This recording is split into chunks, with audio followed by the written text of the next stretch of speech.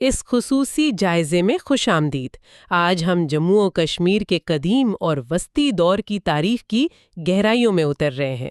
جی، اور اس کے لیے ہمارے پاس ذرائع بھی کافی متنوع ہیں، جیسے قدیم تاریخیں، راج ترنگنی کا نام تو سب نے سنا ہوگا، پھر آثار قدیمہ کی دریافتیں ہیں، سیاحوں کے مشاہدات اور علمی تحقیق بھی۔ بالکل، مقصد یہی ہے کہ جموں و کشمیر کی ابتدائی تاریخ کو سمجھا جائے، جو اہم خاندان گزرے ہیں، ثقافتی تبدیلیاں آئی ہیں اور کچھ ایسی تفصیلات جو شاید کم معلوم ہوں، ان پر بات کی جائے۔ جی ہاں، تو سفر شروع ہوگا قبل از تاریخ کے زمانے سے، پھر قدیم اور وسطی دور کے جو ہندو خاندان تھے ان سے گزرتے ہوئے ہم سلطنت کے قیام تک آئیں گے۔ تو آئیے بالکل شروع سے شروع کرتے ہیں۔ جموں کا قبل از تاریخ دور، جب لکھا پڑھا کچھ نہیں تھا، تب کے لوگوں کے بارے میں ہمیں کیسے پتا چلتا ہے؟ یہ تو ہزاروں لاکھوں سال پرانی بات ہوگی۔ یہ واقعی بڑا دلچسپ سوال ہے۔ جموں کے معاملے میں زیادہ تر جواب زمین کے نیچے سے ہی ملتا ہے، مطلب آثار قدیمہ سے۔ اچھا، کھدائیوں سے؟ جی، وہاں سے پتھر کے زمانے کے، جسے پیلیولتھک دور کہتے ہیں، اوزار ملے ہیں۔ یہ اوزار شمالی بر صغیر کی ایک وسیع سون ثقافت سے ملتے جلتے ہیں۔ سون ثقافت یہ کیا تھی؟ یہ بنیادی طور پر دریاؤں کے کنارے رہنے والے شکاری جمع کرنے والے لوگ تھے، جو پتھر کے موٹے بھدے اوزار استعمال کرتے تھے۔ جانوروں کا شکار، جنگلی پھل پودے جمع کرنا، مطلب ایک خانہ بدوش زندگی۔ اچھا۔ پھر ہزاروں سال بعد نیا پتھر کا دور آیا، نیولتھک۔ اب دیالہ چک، منانو، جھڑی جیسی جگہوں سے بہتر اوزار ملے، پالش کی ہوئی کلہاڑیاں، موسل وغیرہ۔ تو اس سے کیا ظاہر ہوتا ہے؟ اس سے ایک بہت بڑی تبدیلی کا اشارہ ملتا ہے۔ مستقل رہائش اور زراعت کا آغاز۔ لوگ اب ایک جگہ بس کر کھیتی باڑی کرنے لگے تھے۔ واہ! اور پھر آپ نے وادی سندھ کا بھی ذکر کیا تھا۔ جی بالکل، دریائے چناب کے کنارے مانڈا کا جو مقام ہے وہ وادی سندھ کی تہذیب یعنی ہڑپا تہذیب سے جڑا ہوا ہے۔ یہ اس تہذیب کا سب سے شمالی، مطلب نارتھ موسٹ معلوم مقام ہے، تقریباً 2500 سال قبل مسیح پرانا۔ یعنی جموں کا تعلق اتنی قدیم تہذیب سے بھی رہا ہے؟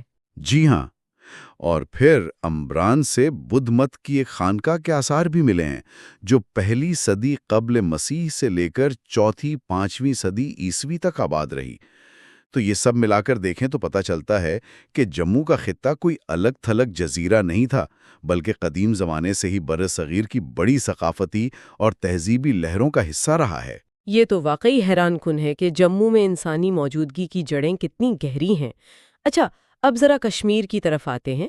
وہاں کے لیے تحریری ذرائع کب سے ملنا شروع ہوتے ہیں؟ مطلب نام، واقعات، حکمرانوں کی کہانیاں؟ ہاں، کشمیر کے معاملے میں تحریری ثبوت زیادہ نمایاں ہیں، اور سب سے بنیادی، سب سے اہم کتاب ہے راج ترنگنی۔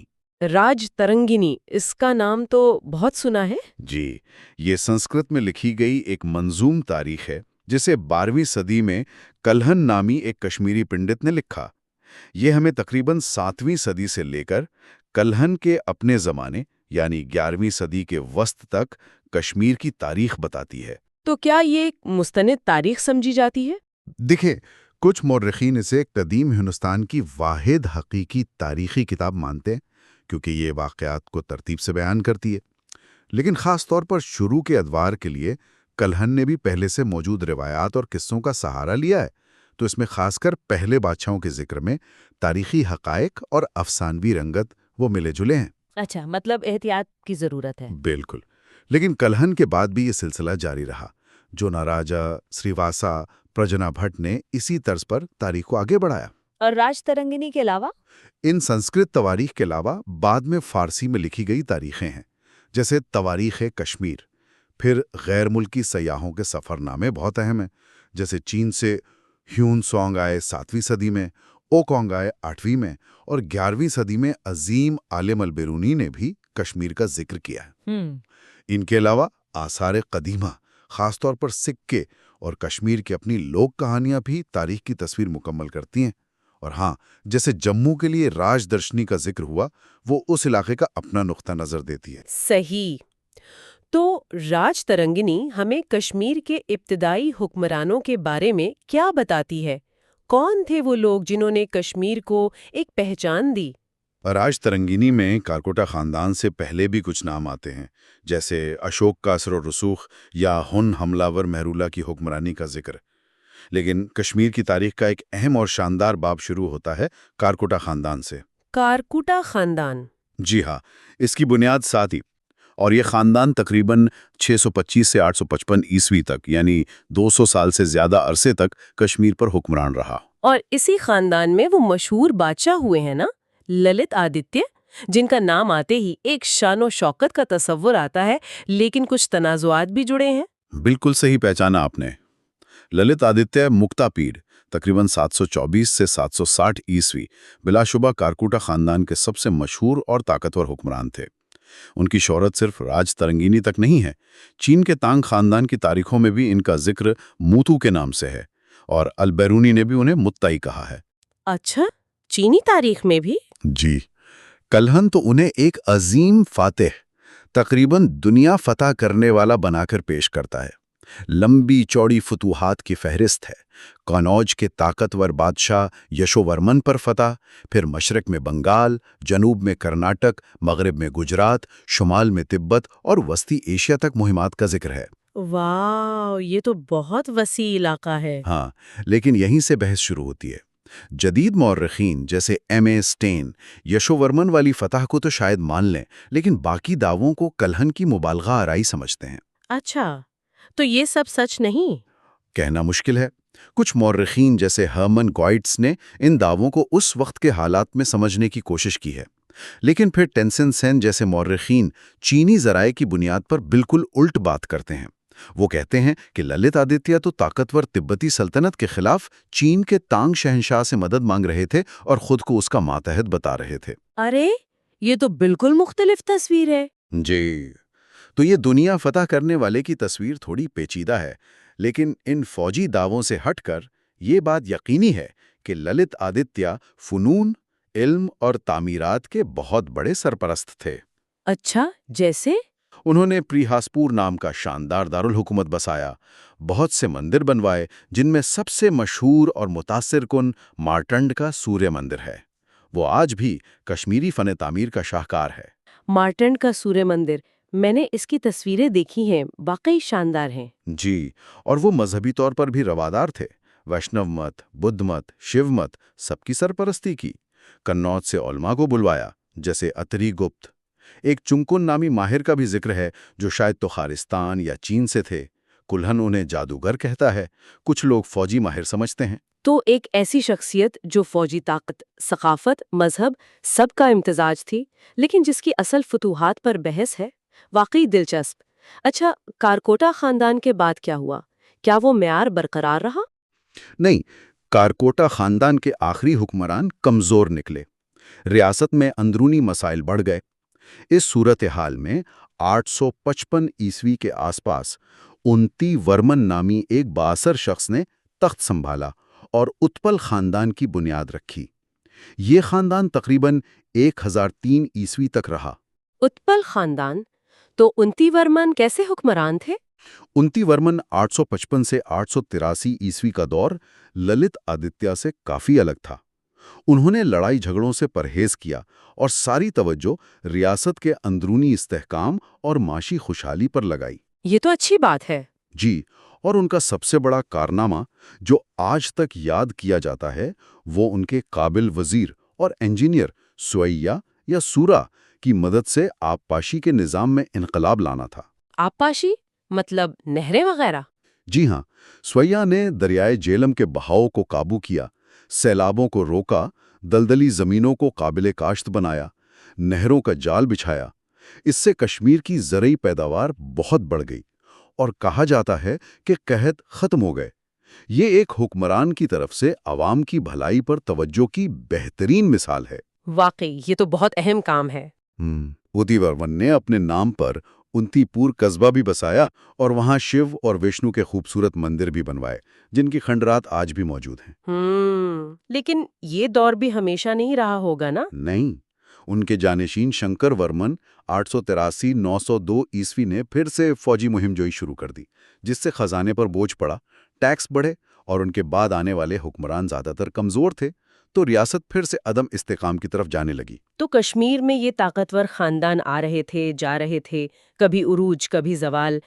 اس دوران جموں کے علاقے میں کیا چل رہا تھا؟ آپ نے راج درشنی کا ذکر کیا تھا، کیا وہاں بھی ایسی ہی بڑی سلطنتیں بنی؟ جی، جموں خطے کی اپنی ایک الگ متوازی تاریخ چل رہی تھی، جس کی تفصیلات ہمیں بنیادی طور پر راج درشنی سے ملتی ہیں۔ یہ کتاب بتاتی ہے کہ جموں کی بنیاد بہت پہلے آگنی گر نامی راجا نے رکھی۔ اچھا، پھر باہو لوچن کا نام آتا ہے، جنہوں نے دریائے توی کے کنارے باہو نگر بسایا اور مشہور باہو قلعہ بنوایا، جو آج بھی جموں کی پہچان ہے۔ باہو فورٹ، جی ہاں۔ بعد میں پران کرن نے دارالحکومت موجودہ جموں شہر منتقل کیا۔ ایک اور اہم حکمراں شکتی کرن کا ذکر ہے، جنہیں ڈوگری رسم الخط یعنی جموں کی مقامی زبان کی لکھائی کا موجد مانا جاتا ہے۔ یہ ثقافتی طور پر بہت اہم بات ہے۔ ڈوگری رسم الخط، واہ! ان ابتدائی خاندانوں کے بعد مختلف خاندان آئے، جیسے رائے اور دھر خاندان۔ دھر خاندان کے دور میں پیر روشن شاہ ولی جیسے صوفی بزرگ ایران سے جموں آئے۔ صوفیہ کی آمد بھی اسی دور میں شروع ہوئی؟ جی، لیکن جموں پر سب سے لمبا عرصہ حکومت کرنے والا خاندان تھا دیو خاندان۔ اس کی بنیاد 9ویں صدی میں سورج دیو نے رکھی اور یہ خاندان 18ویں صدی تک، مطلب تقریباً 1000 سال کسی نہ کسی شکل میں حکمران رہا۔ 1000 سال! یہ تو بہت لمبا عرصہ ہے۔ جی ہاں، اس دوران کئی اہم دیو حکمران گزرے، جیسے مالدیو 14ویں صدی نے جموں کو ایک مستحکم ڈوگرا دارالحکومت بنایا اور مشہور فاتح تیمور کے حملے کا بھی سامنا کیا۔ تیمور کا بھی؟ جی، اس سے پتہ چلتا ہے کہ جموں اس وقت ایک اہم علاقائی طاقت تھا۔ پھر دھرو دیو 18ویں صدی کے شروع میں نے سکھ جنگجو بندہ بہادر کو مغلوں سے بچنے کے لیے پناہ دی، جو اس وقت ایک بڑا قدم تھا۔ اور شاید سب سے مشہور دیو حکمران تھے مہاراجہ رنجیت دیو، 1728 سے 1780 تک۔ ان کا دور امن و امان اور انصاف کے لیے مشہور تھا۔ ان کے دور میں جموں کو دارالامان یعنی امن کا گھر کہا جاتا تھا۔ دارالامان، ایسا کیوں؟ کیونکہ جب آس پاس کی ریاستوں میں پنجاب وغیرہ میں بہت گڑبڑ تھی، انتشار تھا، تو بہت سے لوگ ہندو، مسلمان، سکھ سب پناہ لینے کے لیے جموں آتے تھے۔ یہ اس دور میں جموں کی ایک خاص حیثیت کو ظاہر کرتا ہے۔ یہ تو بہت دلچسپ بات ہے کہ ایک طرف کشمیر میں اتنی اتھل پتھل تھی اور دوسری طرف جموں میں دیو خاندان اتنی دیر تک قائم رہا، اور خاص کر یہ دارالامان والی بات۔ اچھا، اب ذرا ان دونوں خطوں کے مجموعی ثقافتی اور مذہبی ماحول پر بات کرتے ہیں۔ کیا کوئی ایک مذہب غالب تھا یا مختلف چیزیں ساتھ ساتھ چل رہی تھیں؟ قدیم اور وسطی دور میں جموں و کشمیر کا مذہبی منظرنامہ بہت ہی متنوع اور زرخیز تھا۔ شروع میں تو ناگ پوجا یعنی سانپوں کی پوجا کے آثار ملتے ہیں، جو بہت پرانی روایت ہے۔ ناگ پوجا؟ جی، پھر بدھ مت یہاں بہت پھیلا۔ کہتے ہیں کہ اشوک نے کشمیر میں بدھ مت متعارف کروایا اور بعد میں کشاڑ حکمران کنشک کے زمانے میں یہاں چوتھی بدھسٹ کاؤنسل ہوئی۔ اس سے کشمیر بدھ مت کے مہایان مکتبہ فکر کا ایک بڑا مرکز بن گیا۔ چوتھی بدھسٹ کاؤنسل کشمیر میں ہوئی تھی؟ جی ہاں، گندھارا آرٹ کا اثر بھی یہاں آیا۔ چینی سیاحوں نے یہاں سینکڑوں خانقاہوں اور ستوپوں کا ذکر کیا ہے۔ کارکوٹا اور اتپل حکمرانوں نے بھی بدھ مت کی سرپرستی جاری رکھی۔ اور ہندو مت؟ ہندو مت میں ویشنو مت یعنی بھگوان وشنو کی پوجا بھی بہت مقبول تھی، جیسا کہ للت آدتیہ اور اونتی ورمن کے بنوائے وشنو مندروں سے ظاہر ہے۔ لیکن جو روایت شاید کشمیر کی پہچان بنی، وہ تھی شیو مت یعنی بھگوان شیو کی پوجا کی۔ شیو مت؟ جی، اور خاص طور پر کشمیر میں شیو مت کی ایک بہت ہی منفرد اور فلسفیانہ طور پر گہری شکل پیدا ہوئی، جسے طریقہ شاستر یا کشمیری شیو مت کہتے ہیں۔ طریقہ شاستر، یہ کیا تھا؟ یہ 8ویں 9ویں صدی میں وسو گپت کے شیو سوترا سے شروع ہوئی اور 10ویں 11ویں صدی میں ابھینو گپت جیسے عظیم مفکر کے ہاتھوں اپنے عروج پر پہنچی۔ یہ ایک توحیدی اور مثالیت پسند فلسفہ تھا، مطلب مونسٹک آئیڈیلزم۔ اس کا کیا مطلب ہے؟ مطلب یہ کہ کائنات میں اصل حقیقت صرف ایک ہے، پرم شیو یا مطلق شعور، اور باقی سب کچھ اسی کا اظہار ہے۔ اس کی خاص بات یہ تھی کہ یہ دنیا چھوڑنے کی بات نہیں کرتا تھا، بلکہ دنیا میں رہتے ہوئے اپنی روزمرہ کی زندگی میں ہی اپنی اصلی الہی فطرت کو پہچاننے کا راستہ دکھاتا تھا۔ اسے پرتیابھجنا یعنی پہچان کہتے ہیں۔ اچھا، مطلب گھر بار چھوڑ کر جنگلوں میں جانے کی ضرورت نہیں؟ بالکل، یہ ذات پات، جنس یا عقیدے کی تفریق کے بغیر سب کے لیے تھا۔ اس میں شعور کی متحرک فطرت سپند پر بھی زور تھا، اگرچہ اس میں کولا آچار جیسی کچھ باطنی رسومات بھی تھیں، لیکن مجموعی طور پر یہ ایک بہت جامع اور فکری روایت تھی۔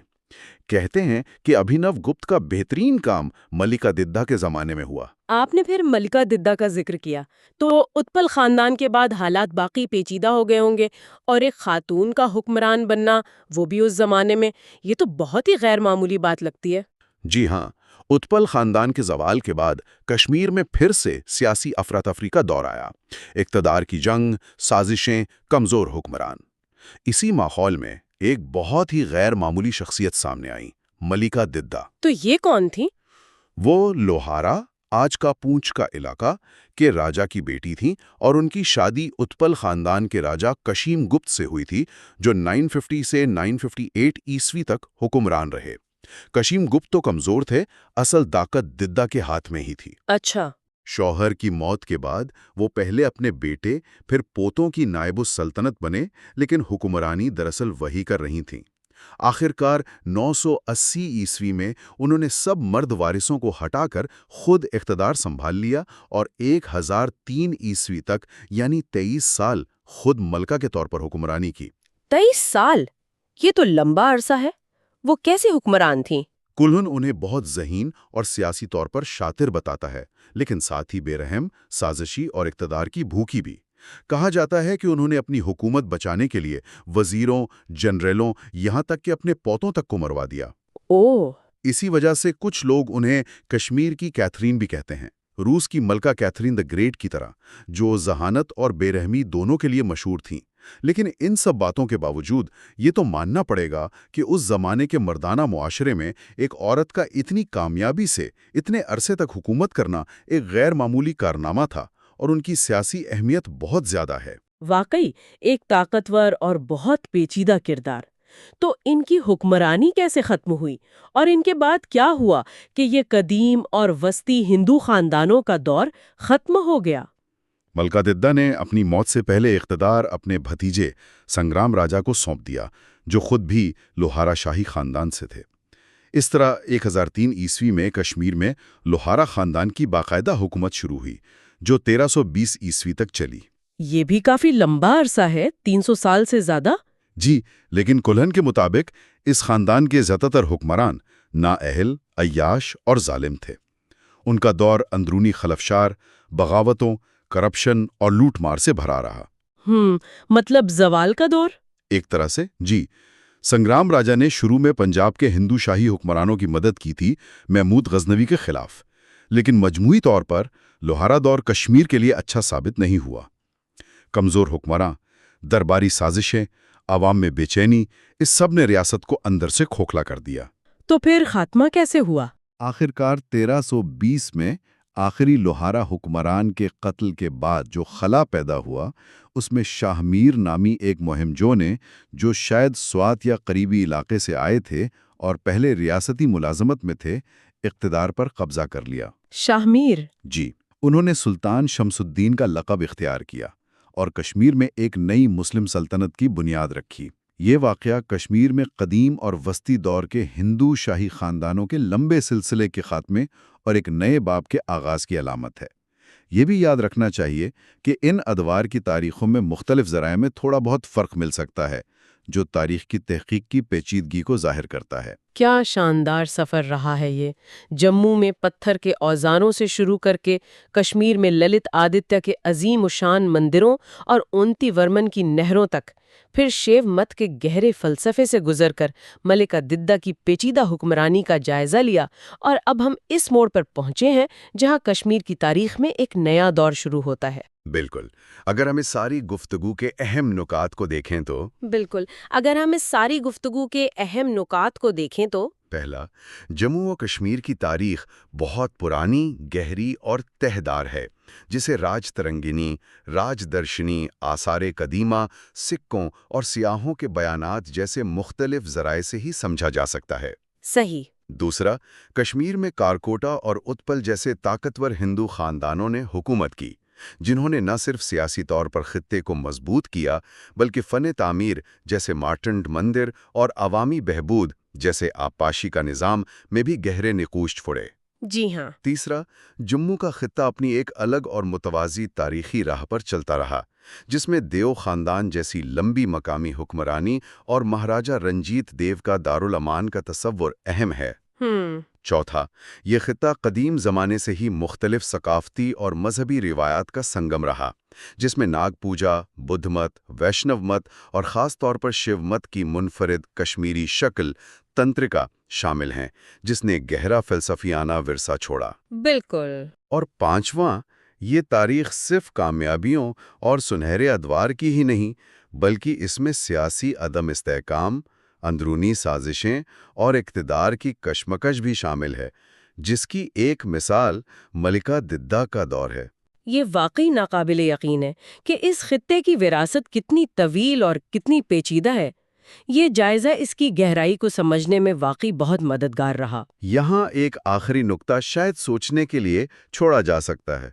कुल्हन ने राजतरंगिनी 12वीं सदी में लिखी, मतलब वो उन कदीम और वस्ती अदवार को कई सदियों के फासले से देख रहे थे। अच्छा। तो ये सोचना अहम है कि खुद कुल्हन के अपने ज़माने के सियासी, समाजी और सकाफ़ती हालात ने, शायद उस वक्त के चैलेंजेस या नज़रियात ने, उसके माजी को बयान करने के अंदाज को कैसे मुतासिर किया होगा।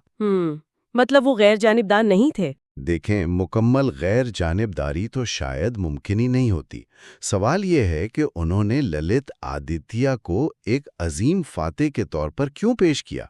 क्या ये उनके अपने दौर की किसी ज़रूरत का आगाज़ था, या जब वो पहले के ख़ानदानों के ज़वाल की वजूहात बताते हैं तो क्या वो सिर्फ तज्ज़िया है, या उसमें भी उनके अपने ज़माने के लिए कोई सबक पोशीदा है? ये तो बहुत अहम नुक्ता है। जी, तारीख़ कभी भी खला में नहीं लिखी जाती।